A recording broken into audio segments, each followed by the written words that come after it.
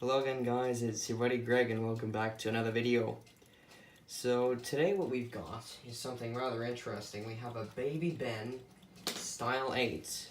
Now, if you're wondering why it's green, it's part of a special Westclox series they had in the 1970s. Apparently it was introduced in 1970.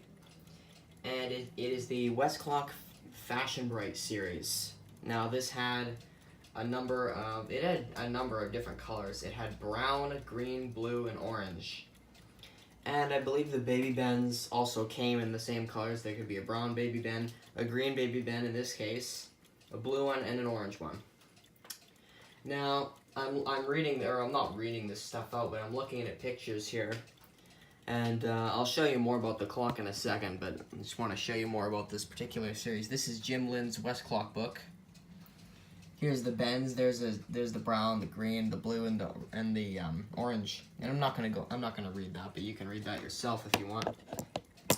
I don't want to get in trouble with YouTube or whatever. Some kind of copyright issues or whatever. I'm not gonna get into that. But I think you can get what the idea is. And there's another thing you should probably see. This is off of clockhistory.com. Credit to that. I'll link them in the description. This is an advertisement for that.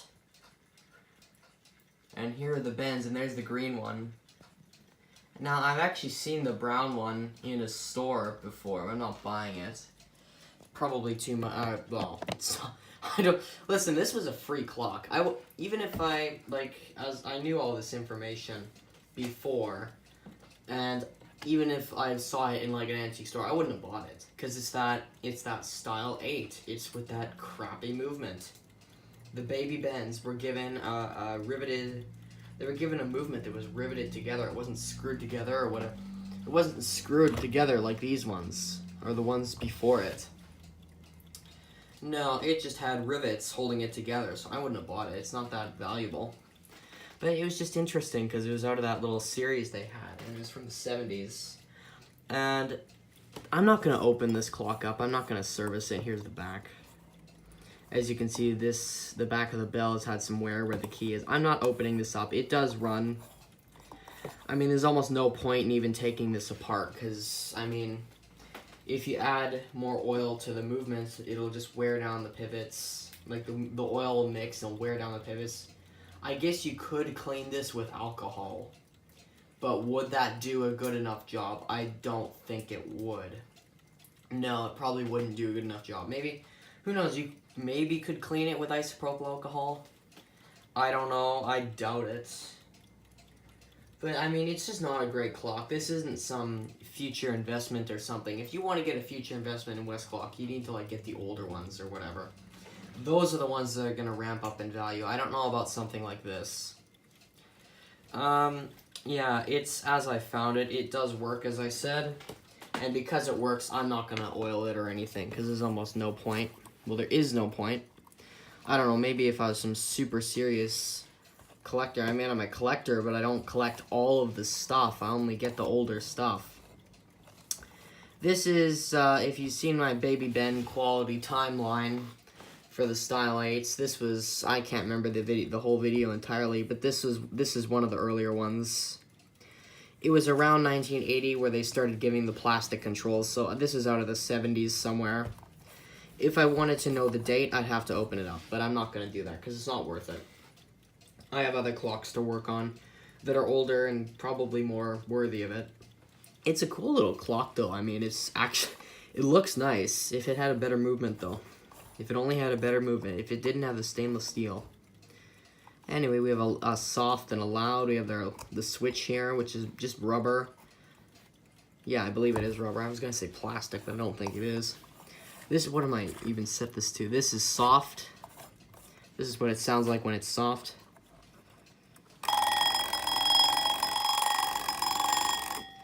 And this is what it sounds like when it's loud. So flip the switch and we'll turn it back around. We'll see. There's no repeating mechanism in this. It's pretty basic. I mean, it's like the other one. It's like one of my most popular videos, the black one. Yeah, this is the green one.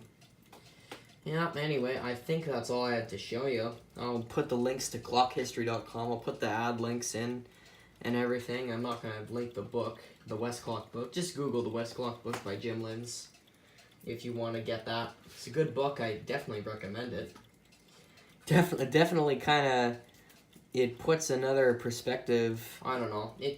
I was going to say puts another perspective, but not really. It just shows more stuff that you cannot find online.